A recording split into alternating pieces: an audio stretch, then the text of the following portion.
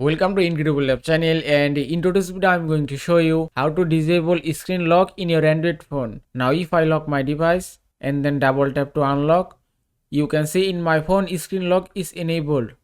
If you want to disable it, just go to your settings app. Now from here scroll down and then go to lock screen option. After that go to screen lock type. Then you have to type your current pin or pattern. Then tap on continue.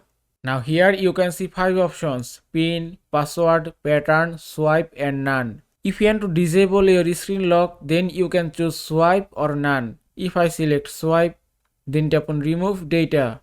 Then tap on remove again to confirm it. And it's done. Now if I lock my device, now you can see in my phone screen lock has been disabled successfully. Now there is no security in your phone, so that I suggest you to use a screen lock type. And that is how you can disable screen lock in your Android phone. I hope this video was helpful. If it was, please give it a thumbs up and don't forget to subscribe.